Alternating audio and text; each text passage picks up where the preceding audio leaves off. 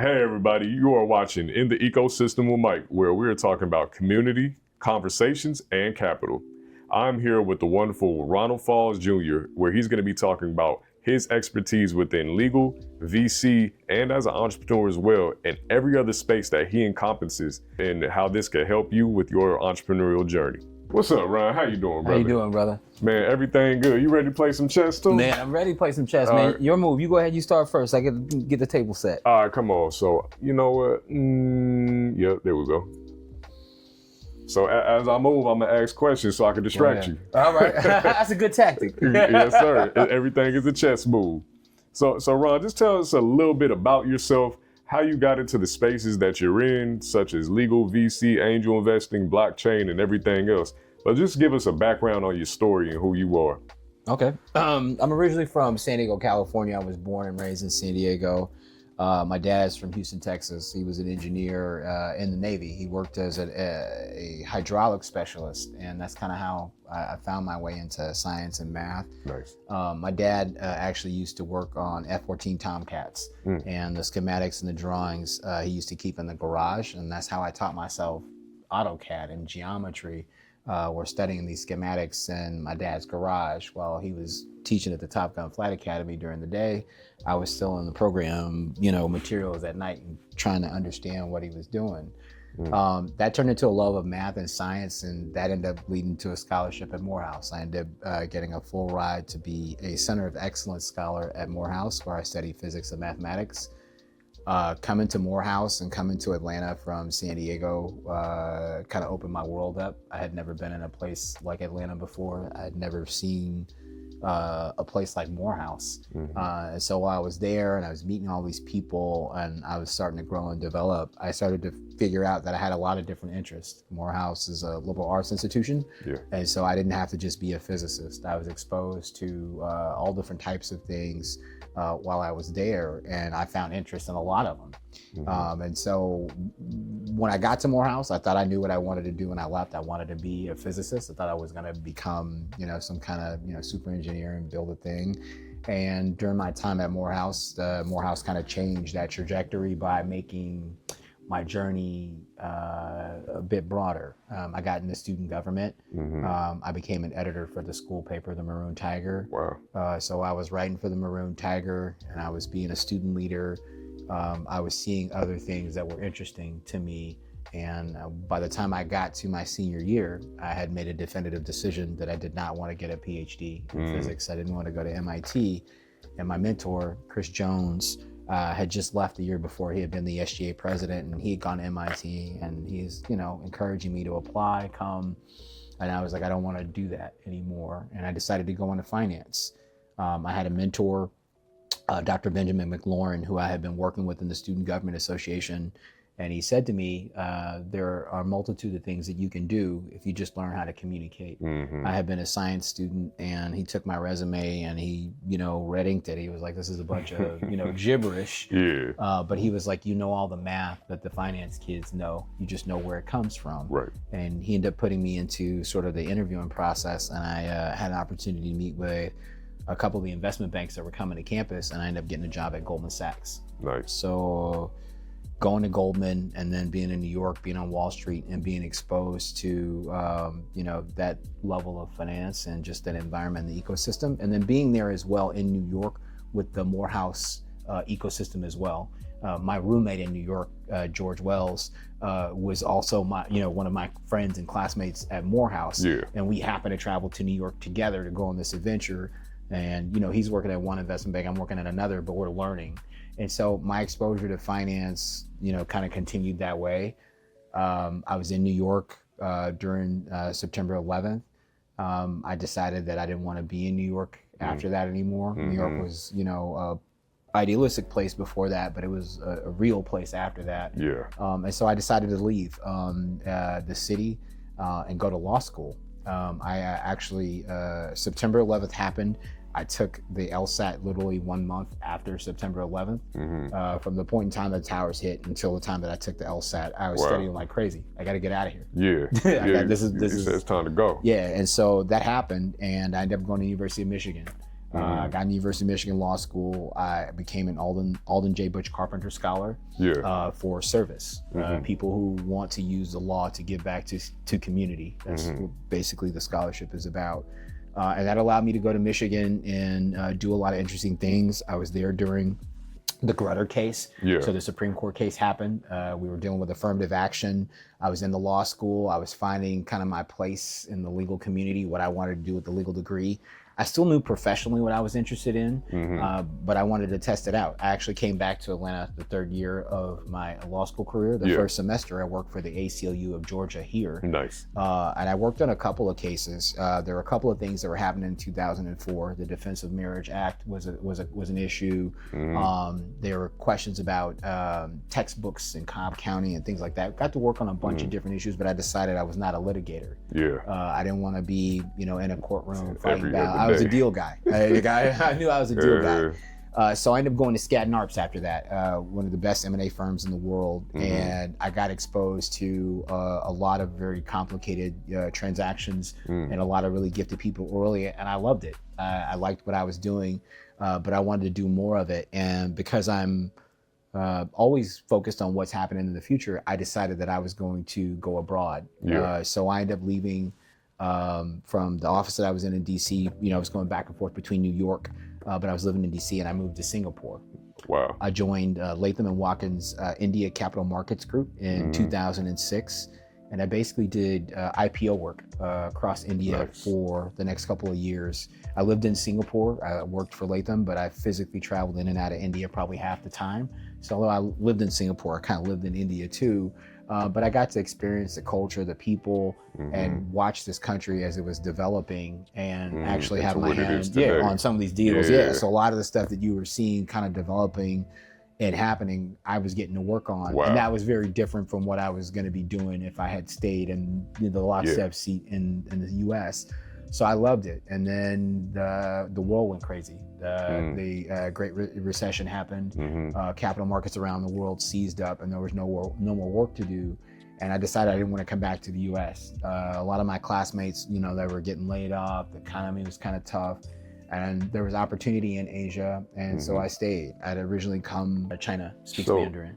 I got it. Now that you just dropped a 72-ounce steak on us of like just how much you encompass from mathematics to physics to law to liberal arts to mergers and acquisitions. Like you have a lot. You have lived many lives within just this one, and that is amazing. And I'm really applaud you for all the work that you have done too, whether it was civic and civil or even just within capital markets too, and applying everything you learned. One of the things that I'd like to know, you were living 7 years abroad within Asia as a Black man from the United States. Can you tell us a little bit more about how that experience was being out there? Were you welcomed, or was it a little bit hard, or just tell me your experience. Happy to. I will say that moving to Singapore was probably the most personally and professionally transformative thing that happened to me. Please say more. Going completely outside of my comfort zone. I mean, Singapore is literally a direct 18-hour flight to the other side of the world. You're literally on the other side of the world. Singapore is a very unique, cultural, place. And it's very inviting. I would say Singapore is very expat friendly. You had a population of roughly 5 million people. I would say about 25% of the population are expats. Wow. So if you're an expat in a community that welcomes expats, you can just imagine that me being an American came with a lot of privilege. So being an expat there, I kind of understood that I was assuming a role of privilege coming to Singapore. I was a lawyer, a well-paid lawyer. I was also, I was aware that the environment that Singapore was trying to create at that time by attracting professionals was specifically targeted at sort of the young group of financial services professionals that I kind of fit the profile for. So there were a ton of folks like me there from all across the country. My best friend was actually a lawyer who came from Australia. He had grown up in Indonesia. He had gone to the American School in Indonesia, but he had gone to law school in Australia. We ended up, working at different law firms, but being on similar deals. But that was just the ecosystem, and our whole community was kind of like that. So that's in Singapore. So you take Singapore and you think about all the things that are around Singapore, Southeastern Asia. You think about Indonesia. People think about the peninsula, Bali, 2-hour flight. You think about Thailand, 2.5-2-hour flight. Yep. All these different countries that are around that airport, Changi. Within a 7-hour flight radius, you can be in probably 15, 20 different countries with different culture, different experiences, and none of them are the same. So being a black man in Singapore is unique in and of itself, but so is the same thing about being a black man in Thailand, in Hong Kong, Laos, Cambodia, and I would go to all those places. And when I went out there, I got love. Yeah, no, I will tell you, because you are unique, and I would say, I spent a lot of time in Shanghai and in Beijing because of some of the work that I was doing. We ended up having an office. So to the story, I ended up joining a hedge fund. I became a general counsel at 30. And I was the general counsel for 3 Degrees Asset Management. And we ran the Asian Debt Fund. We had an office in Hong Kong. So I had a high-rise corporate office apartment in Hong Kong. And sometimes I get to go do fun stuff, like go to see like Hong Kong 7th.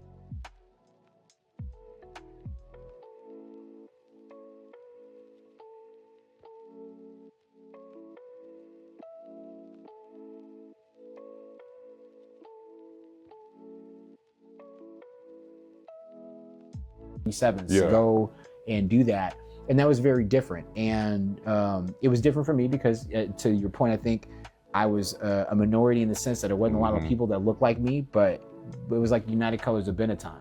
It looked like everybody, so I fit right in. And the adventures, some of them, they just happen because that's the way that the world comes together. I actually got to see Snoop Dogg perform in Potato Head Beach Club with my best friend. And I'm laughing at him because I'm like, I've never seen Snoop perform live before. But here we are in Potato Head in Bali, Indonesia. Y'all both from California. Well, he's from he's from Indonesia, and I'm from California. And I'm like, I'm getting to see Snoop and the Dogg Pound perform in Bali, and this is crazy. It was great.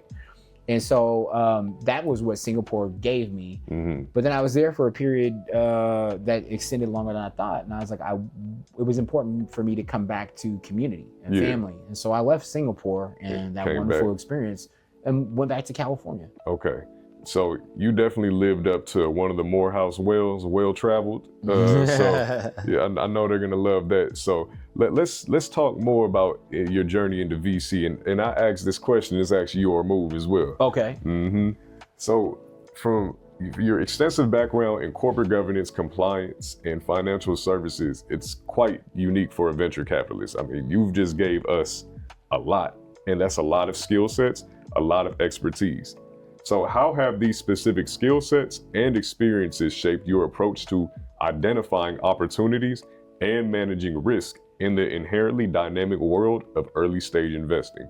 And I'm coming for you on this board too. Oh man, please do it. So I guess all of the things, they seem like a mosaic. They seem like disjointed points perhaps, but they all fit together. Like all the things that I learned in taking a business from a very raw stage to a point where they're able to show themselves to the world as investable is a very similar process for venture capital investment. Whereas someone's got an idea or a concept, perhaps maybe this other business is a little bit more mature, but they still don't know all the intricacies and all the pieces. And that's what I was there for, to teach them. This is the way that you present your business and you articulate the growth of your business, what you're doing. If you look at a capital markets offering, most of it is a business section, right? It talks about what the business does. There's an MD&A section, which is the manager's discussion on the analysis of the books. So it tells you over the last 3 years, what has the business done?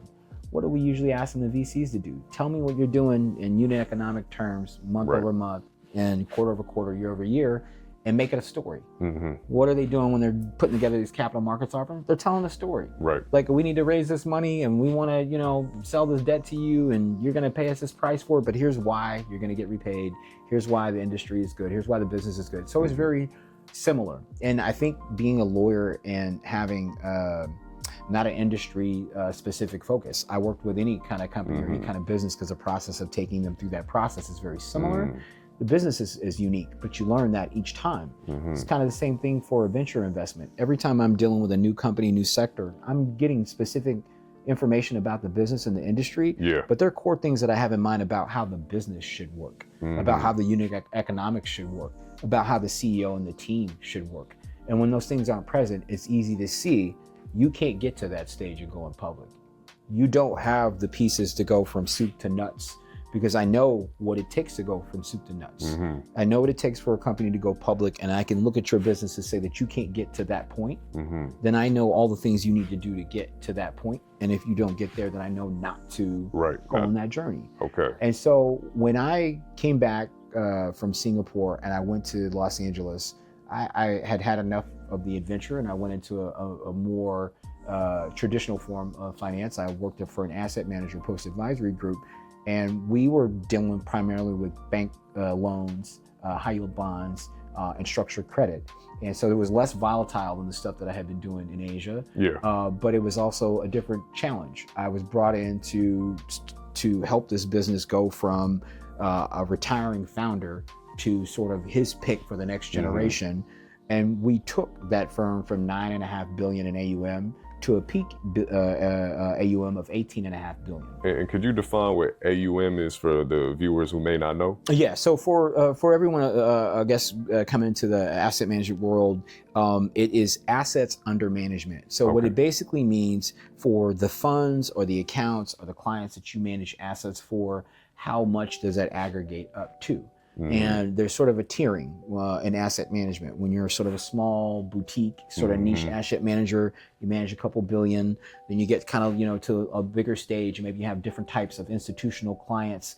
Maybe you don't manage money just for like small high net worth individuals and, folks that you kind of know in your ecosystem, but now you're actually managing money for retirement funds and pension funds and sovereign wealth funds. Well, so that's who we manage for money for a post. Oh, nice. So CalPERS, CalSTRS, sovereign wealth funds, Abu Dhabi Investment Authority. Like these are sort of the clients that we were working with and growing this business with. Mm-hmm.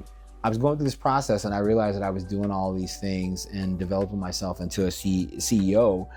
But I wasn't excited about the work that I was doing. Traditional finance was a little boring. Mm-hmm. It was a little less nimble. And the things that we were learning in the business is that active asset managers were dinosaurs. There was technology and there were new ways of managing assets and money that was coming into play. And you could see that there was a bifurcation of people who were holding on to the old way of doing things.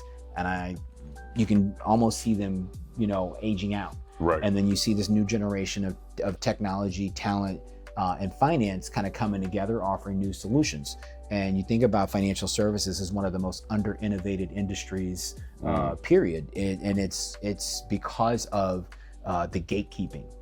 Because please tell us more about why is it so underserved and that gatekeeping, because that's very interesting, especially for founders and startups. They don't know too much about how to leverage these financial services to their advantage too.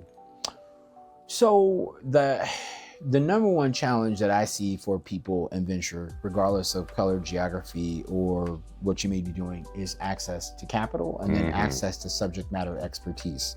And it's the two of these things that make these startups go faster. Yeah. You can have the money and not have the know-how and fail. Man. You can have the know-how and not have the money and fail. It's like a gun. It would be a paperweight if you're not a marksman. Exactly. But the same thing, like you said, asking a fish to fly is crazy.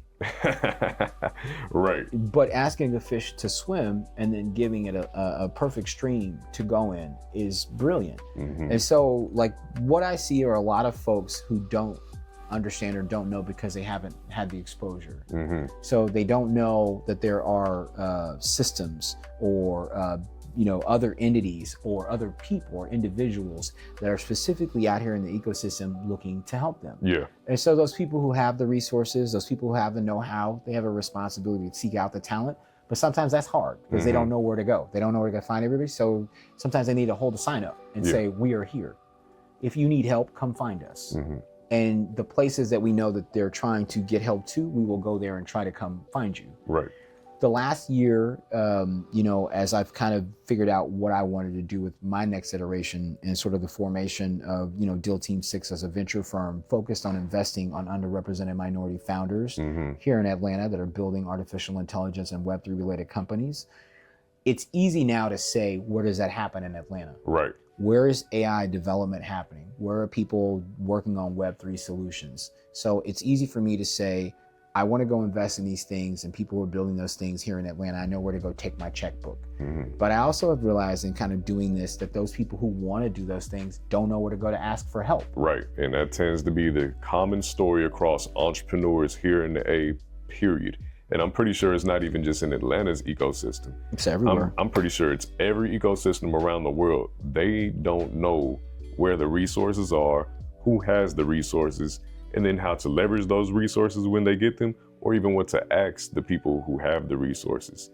So yes, it is your move, and we're gonna move on. You kind of spoke about this a little bit too, but the seed investor mindset. So as a seed investor, you're backing companies at their earliest and most nascent stages. What's your core philosophy for evaluating founders and ideas when there's limited traction? And what common red flags or green flags, as that's your favorite color, do you look for that might be unique to the seed stage? So I am not as rigid in the approach to investing as others. And I think a lot more for me focuses on who I'm working with. I know that a lot of people don't understand the time horizon of an investment in the most appropriate way. Like, you commit capital in this venture early stage place, you're entering into a 7 to 10 year relationship with someone.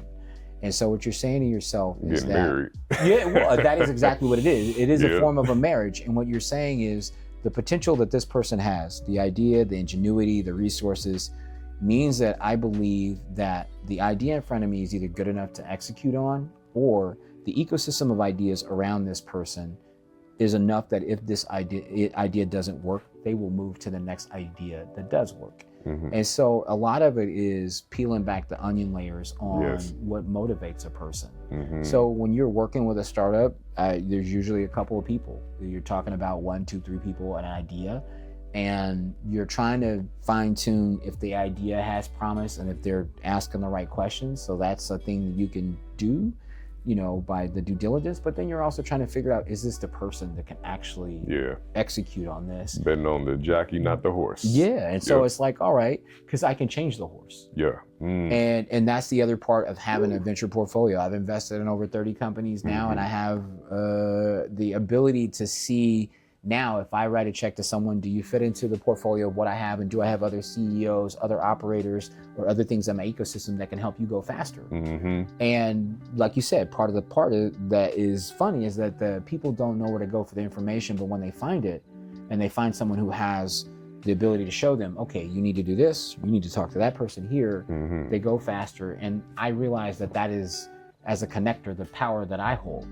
I know the places to go. I know how to try to marshal the people into the room to get things done. And then I have to use my own expertise and work to try to figure out how to help them move those ideas forward. Wonderful. And that's very important too, because what I often hear is that when it comes to that analogy of betting on the jockey, not the horse, I just hear that, right?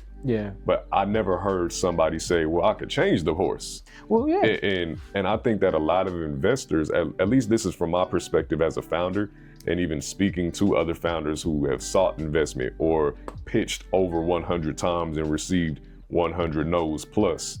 But they don't often hear from the investor that I'm also here to support you and not just give you money. So that's actually very important. And I know that everybody doesn't have the same approach to this, and I hear this from other angel investors and VC investors about the relationship that they have with sort of their portfolio companies, their founders and their teams. My philosophy is very different. My portfolio company CEOs, they call me all the time, anytime.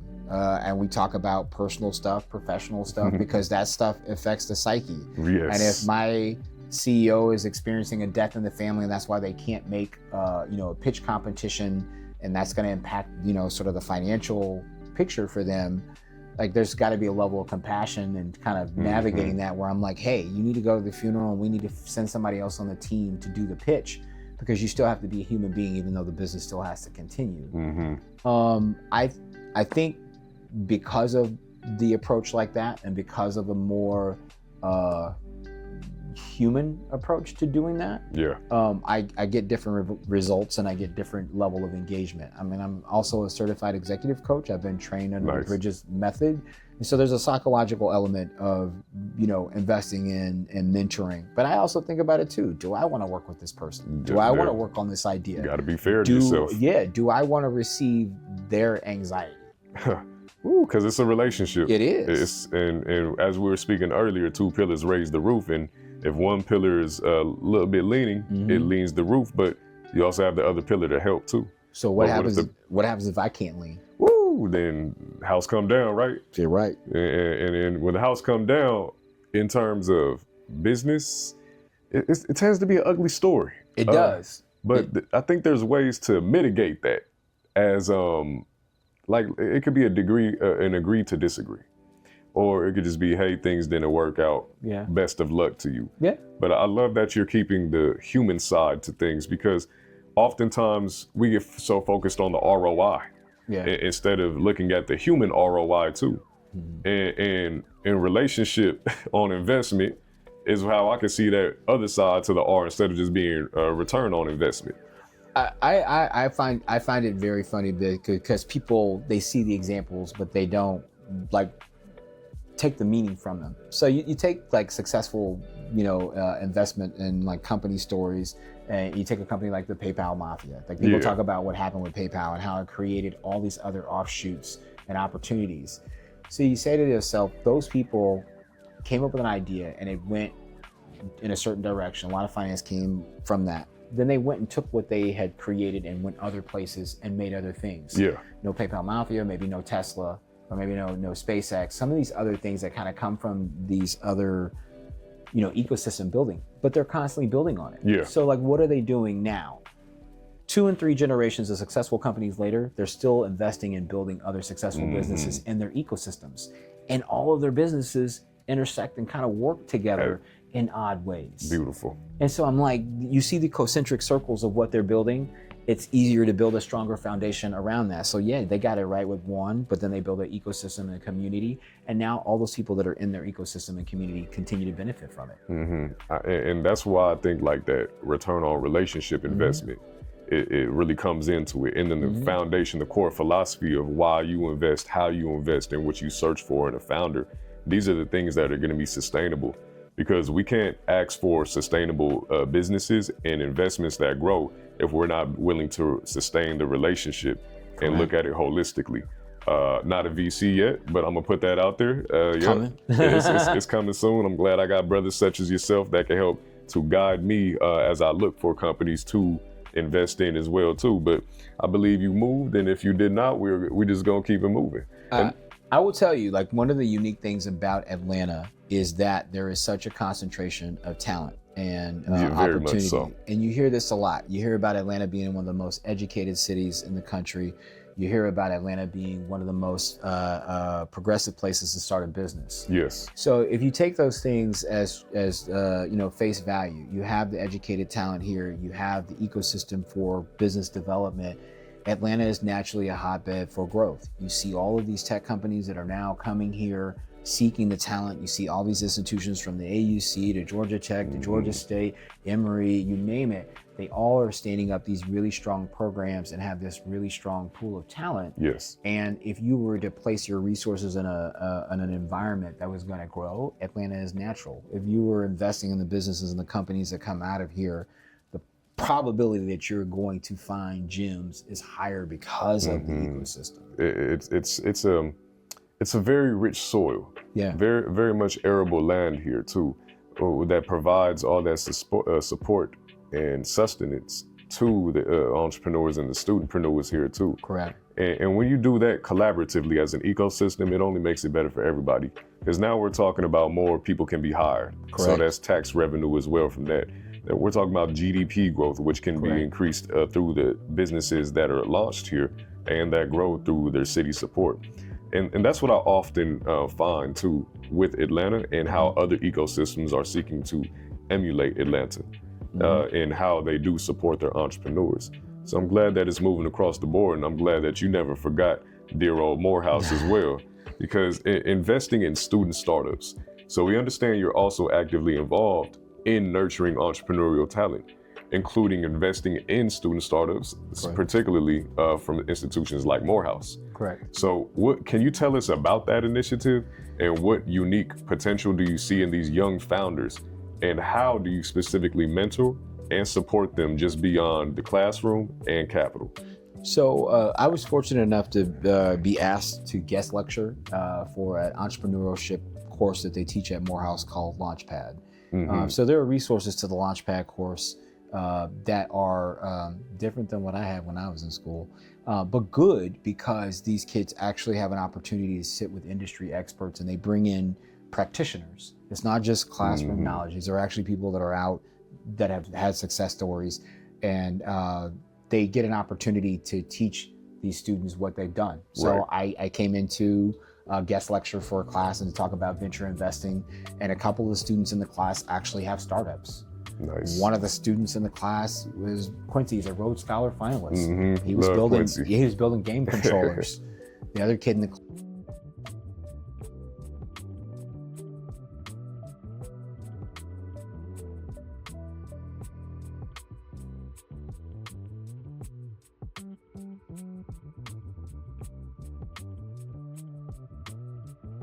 class, Thomas Bidding Jr., he's working on this company, Goldilocks, and he's listening to what I'm saying as I'm talking about all these things that I've done, and he's like, I have a technical component to what I'm building in honor of my my grandmother, and I want you to hear about it. So I was like, all right, let's schedule some time to talk. I happened to come to teach the class, but I gave everybody in the class my number. Thomas happened to be one of the students that followed up. So we set time. That follow-up is real. He took the initiative. He took the initiative. He's like, I want to talk to you about this thing that I'm building. And as I'm listening to him talk, I'm like, we can improve your pitch, but your story, your product is great. Let me show you how to tell the story. Ooh, he's a great pitcher. I've seen him in action. So he's a sponge. Yes, and he is. And he starts taking the information, and instead of just, hey, thanks, and disappearing, and I got, Thomas is sending more emails. Like, hey, I did this thing. Hey, what do you think of this? And I'm like, all right, do this. Like, all right, do this. And so naturally I see a student like Thomas separate himself from the other students in the class because he's taking the initiative, but he's also driven. He's started this business, and he's like, you're a person that can help me.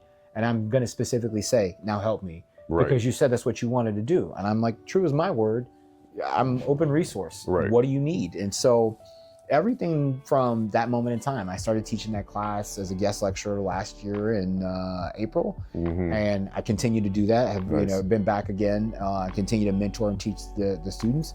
But since that time, Thomas has raised over $600,000 in pitch competition funding. I've seen him win. he won a pitch competition on Friday. And he's in town for a couple of days because he's in a summer program at the University of Connecticut. In the Forge program, they're actually fabricating the unit. The thing that he's designed is actually being produced at UConn this summer. When he returns to school in the fall, they'll be testing the actual artificial intelligence powered shower device in elder care facilities here in metropolitan Atlanta. Thomas will be continuing to move the ball on. Now, the satisfaction for me is that I get to watch him do all this, and I get to kind of help him, but I get to also give him guidance on being a better storyteller, or pitching, or finding talent, or finding help and connecting people to build. to him. And so it's like, all right, Thomas has gotten to this stage now. He's now ready for this introduction. So let me introduce you to people who can help you go to the elder care facilities to actually test your MVP. And so I think he was in the right mindset. I was in the right mindset. It's the right product, the right time. And then it just all kind of works itself together. But I get gratification from doing it. Thomas gets the gratification from building. But then Morehouse also gets the gratification from its mission. This is what we want to create, the ecosystem, the environment where the alumni, the students, the curriculum, the resources are all coming together for success stories. I hope Thomas is, Morehouse's first Launchpad unicorn. We're going to see. Shout out to Kylan. Shout out to Dr. Bussey over there. I love all of them over there. Dr. Bussey has been phenomenal. And I love what she's done at Morehouse, over the last couple of decades. She's really one of the first innovation and entrepreneurship centers in the country, at a college and university, 20 years strong. So I say that I implore the alumni, the people in the community, if you want to help, there are things that are set up that are working. The Launchpad institution at Morehouse, the MICE program, you know, that is things that have been around for some time that have pretty good track records for what they're producing. And I would also say to alumni who are out there that come from backgrounds such as yours, or even don't, but still have the checkbook to make it happen. Yeah. Go to your campus and speak to those who are there. Leverage your expertise, your network, to set up an innovation and entrepreneurship center that fosters holistic and collaborative initiatives for the students to help them scale and grow and see their ideas come to life. Because just like how you said, he came and said, hey, here's my story. I wanted to help women like my grandmother and whatnot with being safer, with just having to do something as basic as clean themselves. Take a shower. Which is necessary for other types of health as well. He came to you with his story. You maybe have been moved by it, I'm pretty sure. And then you went and said, all right, more than just write checks, I'm going to help lift you up. Lift as we climb, as we hear the saying goes. And as we climb, may we lift more. We don't have to look for the ladder. We can be the ladder. Yeah, we can be the bridge. We can be the bridge. We can combine, like how them ants be doing when they need to get across. Look, it's for the queen. And the queen would be the community rather than just one sole being or one sole initiative. It's I am because we are. So that's beautiful and that's wonderful, man. I will figure out more ways to even help you with that too. So, but beyond the check, the true value of an investor. For an entrepreneur, what's the most impactful way to leverage an angel investor or VC like yourself beyond just the capital infusion? How can founders effectively tap into your strategic advisory expertise and network to truly accelerate their growth? Now, we kind of heard about Thomas and how every time you gave him something, he came back and said, here's what I did with what you gave me, and presented more information. We could speak about that, but what are some other ways that you have seen founders, whether it's with you or not? I mean, well, very specifically, I mean, the natural progression of that dynamic became that I became his fractional COO. Wow. So I serve as a fractional COO for Goldilocks as of last month because of what we were doing in the working dynamic, where you got to the point where it's like, we're going through all these things, we're working through all these things. It's like, well, you're functioning in this way. And I'm like, well, I can fractionally provide that support and serve in this capacity for you. And now for Thomas, I mean, he's got a Wall Street trained COO, helping him navigate his startup. I'm trying to be like Thomas when I grow up. And I think if you were asking me, like, what's the benefit of what you can get from an investor or someone beyond the check, it actually is their knowledge and their commitment to what you're doing, to the mission. And so for me, like, writing the check is one thing, but I mean, how much more beneficial was it for me to help Thomas learn to pitch so that he can go raise more than just my check? And then how much more beneficial is it for him to for me to introduce him to my ecosystem? So now he's got all these other people who are also writing checks. So it's more than just my check. And then how much more beneficial is it for me to help him fine tune the business to get ready for whatever comes next? That's more than whatever $25,000 check I could have given him and been like, hey, this was great. I love your idea. Good luck. You know, here we are a year and a half later, and there's a prototype being manufactured that we're going to start testing. I can't wait to see it. And yeah, I can't wait to. I'm calling dibs on the first kind of set of units, so we know. Like I want one, but I was gonna say let me be one of the testers for y'all. Hey, let you know if it's too hot, too cold, or whatever. Thomas, you hear that? Mike wants one of the Goldilocks units, one of the prototypes. All of this comes back to one of the most important points, and I think it's important because of even where we're at. Morehouse is a constant theme in sort of what I've been doing. And even in where we're at now, Marlon Williams, the founder of the Atlanta Blockchain Center, has simply created an ecosystem and an environment for people to come and work and just be a community. And in this place, there's no pressure, there's no expectation. You don't have to do a thing. You don't have to be from a background. You don't have to even be into crypto. It's just like, do you want to come around? Do you want to learn? And do you want to be in the community of people who are interested in improving things? And I think that's all that's needed across organizations is, do you have the willingness, the desire to capitalize on what it is we're teaching here? We don't have to create a high barrier or anything like that. The more access that we provide, and of course with being fair to the organization that is providing it, whether that is financial or by volunteerism, but do you want to learn it? Yeah, are you actually curious? Yeah. That's one of our human superpowers is curiosity. I mean, man, think about how, like, you telling me your entire story, like you wanted to learn. You were so curious about learning the next thing and the next thing, and then figuring out how you can apply what you learned here to that and to this. It was constant evolution of yourself and constant translation.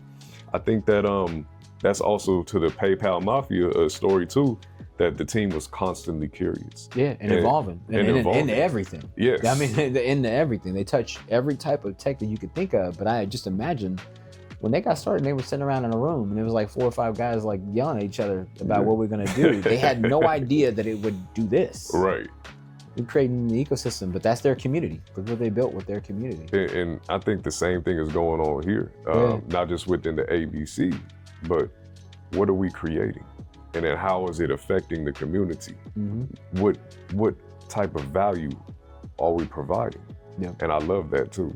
So speaking more about this ecosystem we're in, Atlanta's entrepreneurial identity, and I believe the movie is on YouTube. Oh, well, let me just go ahead. It's all good. I'm coming for that. So, Atlanta's entrepreneurial identity. Atlanta is often proclaimed as the promised land for Black entrepreneurs and all entrepreneurs regardless of race, class, and ethnicity. From your vantage point as an active investor in the city, how accurately does that statement reflect the opportunities, access to capital, and support systems available here today? Now, you spoke on it in bits and pieces throughout this entire conversation, but if you can start to focus on that question and what it may be, and I'm gonna work on this board. All right. Like Atlanta is unique in that it is a small town that grew up. And there is still a level of that small town energy in the way that people kind of know everybody. Southern hospitality too. So like your reputation follows you in a place like this. And when people know you, they know of you. And that's a good and a bad thing. I think being here in Atlanta, if you have a good reputation and character and you follow a certain path and people know that, it's easier for you to unlock doors, get things done, or to get your call returned. Right. I think the other thing is that sometimes everybody in Atlanta and the ecosystem are not about the community. And there are a lot of people who are on individual agendas, and sometimes those individual agendas, they hurt other people. Yeah. And people have long memories. Short fuses and long memories. Like an elephant. Yeah, and they remember you did this thing. And like I said, if people treat the community as like repeat business, you got to see these people again. Like you're gonna have to interact with these people. So you gotta, like in a game theory scenario, you gotta think about how you're gonna come back to these interactions later. How you come back to the community later. How you come back to what you took out of it later. Did you put it back in? And so, like they said, there are always certain characters and players in the community and the ecosystem, and I think people should know who those people, are. We're talking about innovation and small businesses in Atlanta. I think everybody should know who Donnie Beamer is. Right. Like, and if you don't know who Donnie Beamer is in the city, he's a person tasked in this municipality with helping you get there, and he's moving through the city. You should be able to spot him at the varsity.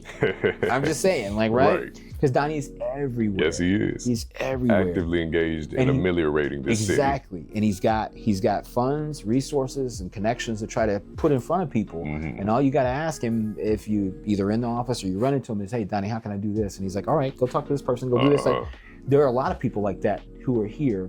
Those are the people that I think we have to do a better job of promoting, highlighting, elevating, bringing into the conversation. I think this is exactly what you're doing with this show by going out and figuring out who are the people who are actually trying to move the ball forward for the community, who are the people who are maybe playing individual ball games for finance, politics, whatever, and then who are the people just trying to figure it out. Right. Then I think most of the folks are just trying to figure it out. Yeah, because one of the things that was concurrent that I've learned in being on the streets and in the ground in Atlanta's entrepreneurial ecosystem is that a lot of the natives don't even know where the resources are. And I would speak to them and say, hey, so you're from Atlanta? Like, yeah, I'm 3 generations, my family from Atlanta. Like, they don't say Atlanta, they say Atlanta. Atlanta. Yeah, you feel me? Wow. So I'm talking to the real AT aliens, and they don't know about an ATDC, or they don't know about an MIEC, or they don't know about an Atlanta blockchain. And I thought that was preposterous, because this is where you're from. You should be benefiting by living here as well. But even with the transplants, such as myself. Gentrification. Okay, look, we in another conversation, and that's what it be coming down to. Because it's like, all right, because a lot of them folk, they're telling me that, yeah, I'm driving up from Stockbridge now. Or I'm driving up because from they've been priced Jonesboro. out of the city. Because while we've been developing the interior portion and making it less affordable, we've been changing the composition of the city. Yeah.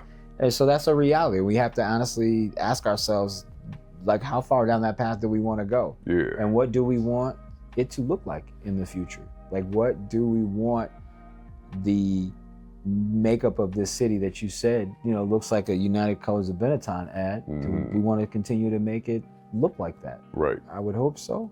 I would hope so as well, too, because as of right now, we all need each other, just regardless of race. We need humanity.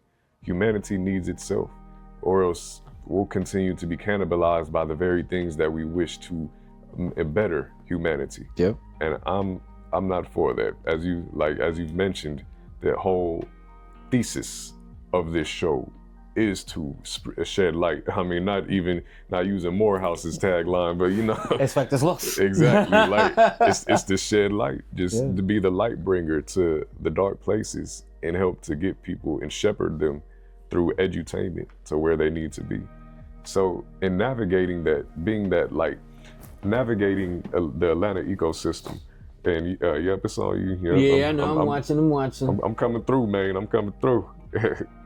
Oh yeah. Well, look, since you did that, I was waiting on this. Yeah, I was waiting on that. Okay. Yes, sir. I see you.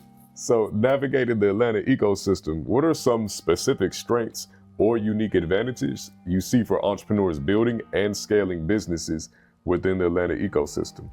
Conversely, what are some key challenges or gaps that still need to be addressed? It's kind of what we said earlier. I think one of the great things is that Atlanta is a small town operating like a big city, and that you know who the players are and you can find who these people are. Atlanta has a series of what I would call nodes. There are places and locations here where people aggregate and where technology is. And the college campuses, they all have some extension of entrepreneurship, investment, and community outreach. That's their place in the community.